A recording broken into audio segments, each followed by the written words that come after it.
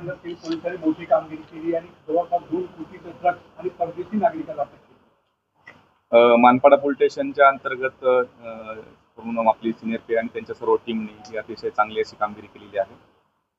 मागच्या आठवड्यामध्ये सुद्धा आपण 2 कोटीपेक्षा जास्त किमतीचं MD या भागातून आपण जप्त केलं होतं पलावा एरियामधून आणि त्याच्यामध्ये आपण 4 जणांना अटक केलेली होती। त्यातला मेन आरोपी जो आहे त्याला आपण हैदराबाद एअरपोर्ट इथून बाहेर देशात जात असताना त्याला अटक केलेली होती। त्याच्यामध्ये सुद्धा आता त्या आरोपीकडून चोरी केलेली गाडी बँगलोरवरून ती आपण जप्त केलेली आहे आणि त्याच्याकडून सुद्धा आपण परत MD त्या गुन्ह्यामध्ये आपण जप्त केलेला आहे।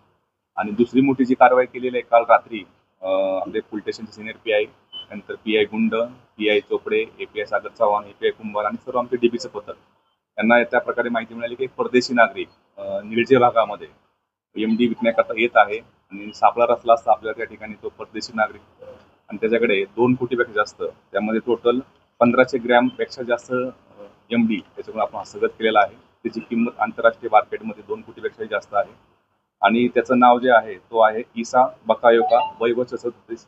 त्याचं जे मूळ त्याचा रहिवास आहे तो आयव्हरी कोस्ट या आफ्रिकन कंट्रीमध्ये तो राहतो। यापूर्वी तो नवी मुंबईमध्ये राहता असं आपण आपला निष्पन्न झालेला आहे आणि तो निळजे भागामध्ये सदरचा माल विक्री करता येणार आहे अशा प्रकारची माहिती मिळाल्यानंतर आपल्या सर्व टीमने जाऊन त्या ठिकाणी त्या ताब्यात घेऊन त्याच्यावरती कारवाई केलेली आहे। आता ही पूर्वीच्या गुन्ह्यामध्ये आपण 4 आरोपी आणि आताच्या ह्या गुन्ह्यामध्ये 1 आरोपी जवळजवळ 4 कोटीपेक्षा जास्त MD या मागच्या 8 दिवसामध्ये आपण या पूर्ण निळजे आणि पलावा या भागातून आपण हस्तगत केलेला आहे।